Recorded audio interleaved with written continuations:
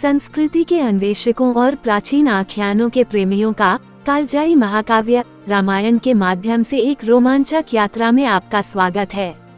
ऋषि वाल्मीकि द्वारा लिखी गई यह भव्य गाथा एक साधारण कहानी से कहीं अधिक है। यह एक विशाल ब्रह्मांड है जो शक्तिशाली देवताओं से भरा हुआ है, दुर्जय राक्षस और एक मानव नायक जो धार्मिकता और वीरता की परिभाषाओं को चुनौती देता है। यह एक ऐसी कहानी है जो सदियों से दिल और दिमाग को लुभाते हुए समय के गलियारों में गूंजती रही है।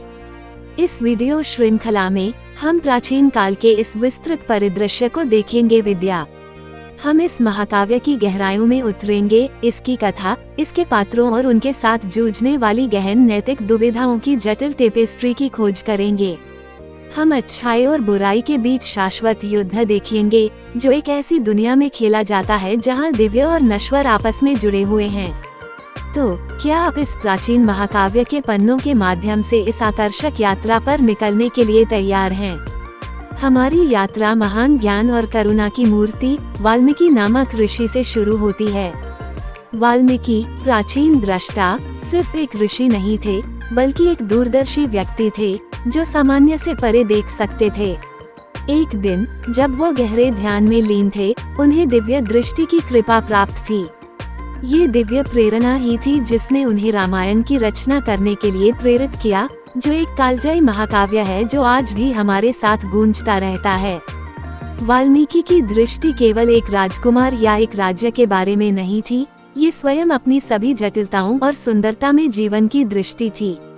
उनके शब्दों ने सुंदर संस्कृत भाषा में उकेरे हुए एक महाकाव्य कथा को जन्म दिया जिसने अनगिनत पीढ़ियों को प्रेरित किया है।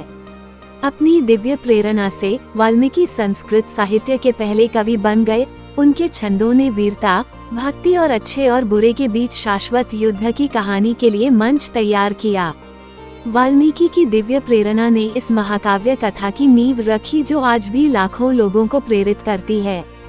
रामायण 7 भागों में विभाजित है, जिन्हें कांड के रूप में जाना जाता है। प्रत्येक महाकाव्य के एक अलग पहलू को प्रकट करता है। ये कांड एक पुल के रूप में काम करते हैं जो हमें राजकुमार राम, उनकी पत्नी सीता और उनके समर्पित साथी हनुमान की यात्रा के माध्यम से मार्गदर्शन करते हैं। पहला कांड, बालाकांड, हमें राम के जन्म और पालन पोषण से परिचित कराता है। अयोध्या कांड, अयोध्या में राम के शाही जीवन का एक ज्वलंत चित्र पेश करता है। अरण्य कांड में राम के वन निवास को दर्शाया गया है, जबकि किष्किंधा कांड हमें राम के साथ हनुमान की मुलाकात के बारे में बताता है। सुंदर कांड हनुमान के कारनामों को समर्पित है और युद्ध कांड राम और रावण के बीच युद्ध का वर्णन करता है।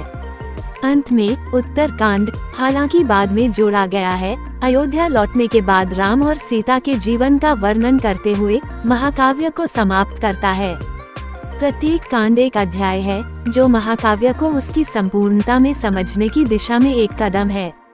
अब आइए अपना ध्यान उस राजसी शहर अयोध्या की ओर केंद्रित करें जो हमारी कहानी का मंच तैयार करता है। अयोध्या भव्यता से दीप्तिमान और सद्गुणों से परिपूर्ण शहर हमारे महाकाव्य का हृदय स्थल है। यहाँ धार्मिकता के अवतार राजकुमार राम का जन्म हुआ है। उनका भाग्य अयोध्या के भाग्य के साथ जुड़ा हुआ है, युगों युगों तक गूंजने वाली परीक्षाओं और विजयों का सामना करेगा। अयोध्या शहर हमारी महाकाव्य कहानी के दिल के रूप में खड़ा है, जो इसके पात्रों की यात्रा की लय से स्पंदित होता है। जैसा कि हम आज रामायण के परिचय को समाप्त करते हैं, याद रखें ये सिर्फ शुरुआत है। हमने इस समृद्ध रूप से बुने हुए टेपेस्ट्री की सतह को मुश्किल से खरोंचा है।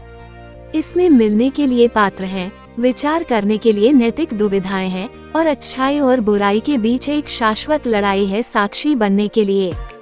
हम आपको हमारे साथ शामिल होने के लिए आमंत्रित करते हैं क्योंकि हम इस महाकाव्य कथा में गहराई से उतरते हैं, ज्ञान और अंतर्दृष्टि की कई परतों को उजागर करते हैं। सदस्यता लें और रामायण के पन्नों के माध्यम से इस आकर्षक यात्रा पर हमारे अगले पड़ाव के लिए बने रहें।